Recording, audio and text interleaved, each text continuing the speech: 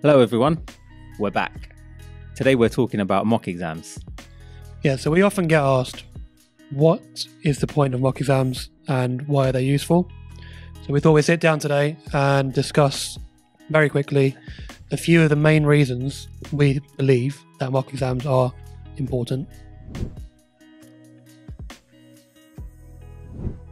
One reason mock exams are important is so that you develop some familiarity with the exam formats. For the 11 plus, there's several different exam boards and formats. It can be quite confusing, especially if you're going for more than one of the schools as well. For these reasons, it's really important that you get familiar with the exam format that you're going to be taking for the schools that you're applying to. I would actually also say, I don't know about you, but I find it really important that they, if they're only applying for schools that are using CEM, I still get them to like CSSE exams. And if one reason being, like, we know that in the CEM exams you have like multiple choice comprehensions. Mm-hmm. But with other formats, you can have written answer comprehensions, and I feel it's really useful. I think I've had this discussion with I think it's John before. But there's different skills required for both, and I feel like if you're only focusing on one, you're missing out on developing skills from the other. So for example, with multiple choice comprehensions, Mm-hmm. finer details are really important, being able to pick up on those. Yeah, a lot of the time the choices are really close together. Yeah, I was going to say the same thing. Yeah, very often there's like two answers which are really similar, but there is a subtle difference between them. And it usually is a case of you need to infer rather than. So yeah, I think if you can write out a full answer in a CSSE paper, that will obviously help you to choose the right answer in multiple choice. One of the big things we tend to find, especially with the 11 plus exams, is being able to manage your time effectively. Yeah. And that seems to be across all exam formats, I find. Yeah, the timing is one of the only things that is applicable to all the different exam boards. Yeah. I would say, especially if you're coming to classes or you're doing classes generally, you have like 55 minutes per subject per week. And remember, in 11 plus, you're covering beyond year 5. There's year 6 topics, there's a couple of year 7 topics. Mm-hmm. And we're covering at least a year and a half's worth of curriculum in 50 minutes a week. By doing some practice papers, by doing some mock exams, you start to get an idea of how much time should be dedicated for certain question types, certain sections. So it can be really, I think that's why it's really useful to get some mock exam practice in. We do, when we're teaching topics, we do go through exam questions on that particular topic. Mm-hmm. But seeing it in a fully fledged paper, with time restrictions and all the rest of it, is a different thing. So it's useful, especially when you're coming towards the exam. You definitely want to be going through as many papers as you can. Yeah, so that leads on really nicely into the third point.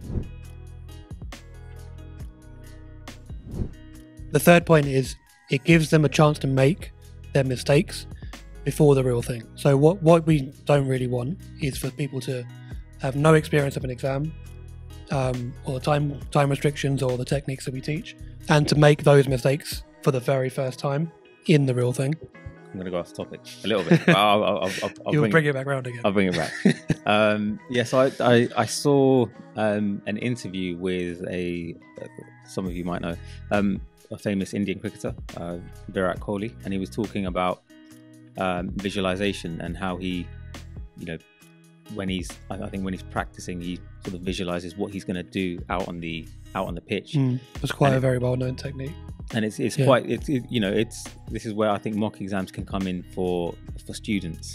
Being able to, it gives you sort of those, it prepares you mentally, right, for the actual day. If you've sat, and especially if you've done it in exam conditions, in a room with other students, it just makes that whole process, that whole day easier to manage and deal with. Which again leads very nicely into point 4. Yes. Confidence comes with familiarity, right? So, the more practice papers you do, the better you'll be, provided that you're reviewing those papers and having a look at where you've made mistakes. I would say for the 11 plus in particular, what I find is it doesn't necessarily matter if, let's say on one paper you get 70%, on the next paper you get 60%. I find it doesn't really matter too much, as long as you're reviewing the mistakes you've made, right? And you're going back and recapping those topics, making sure that you've got a good understanding of those particular topics. I wouldn't worry too much about the scores. More important is that you're learning from your mistakes, and then you're rectifying those, so that if you get a question on a problem from a topic that you've made mistakes on previously, we want to make sure that you're not making the same mistakes, right? So, and I think that does breed it does breed confidence, I feel like. If you feel like you can tackle any of the things. Just talking back about the scores again, we often find that parents will see like 60% or 65% and start to think, it should be like 90 or whatever. It's a good idea to remember it's about where you're positioned.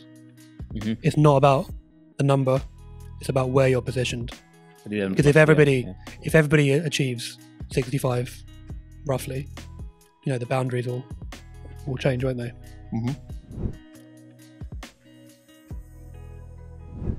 With our mock exams, and indeed most people's mock exams, you should receive a report that shows you the scores, obviously, but it should also show you peer comparison.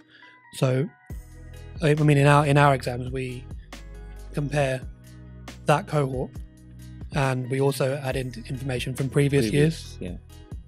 So you can get a very good idea about the position. Like we said, it's not about the score, it's about the position. So once you see that report, you should be able to see the questions they got wrong, the questions they got right, the questions they left blank, which we say shouldn't be any. But especially in a multiple choice exam. Yeah, definitely. That comparison is really just a guide. Don't sort of take it as a definitive thing. As a seal of approval, if you want. So, for example, if your child has, let's say, got 90% on a paper that historically, others have got sort of on average 60% on, it doesn't guarantee that they'll end up with a pass mark in the final exam. No, well, each paper is different, isn't it? Yeah, exactly. There's so many topics, like every single topic probably won't come up, and some children favour better to some topics than others. So, and it'll be an average of the first paper and second paper as well. Yeah. So just remember the 11 plus exam, is a very, very, very competitive exam. You have several applicants, and 1 in 14, 1 in 13, 14. What you want to focus on is excellence. Chase excellence, and the success will follow. So learn as much of the material as you can. Make sure you have an absolute solid understanding of those. Go through your mock exam, your practice papers, and that should leave you in a good position. So the last point, we have actually talked about it a couple of times already, is to target your weak areas. So once you've done some mock exams, you've done obviously work in sessions, and you've looked at your reports, you can see quite clearly where you're weakest in and where you're strongest in. A lot of children, they want to work on the things that they're strongest in because they feel more confident and they enjoy it. But actually, you should be working on your weaknesses. I'd say both. I'd say, definitely use the mock exams to help you target and strengthen your weak areas. But also, if you've got a strength, keep it a strength. If you're brilliant at dealing with fractions, make sure you stay brilliant at dealing with fractions, is what I'd say. So once you and your child are armed with this information, you can then bring that to your tutoring sessions, or a lot of people actually book in one-to-ones to target those specific areas. So that's also an option. We hope that was useful. There are links in the description for mock exams. If you have any questions, drop them in the comments, and make sure you like and subscribe. Thanks for watching.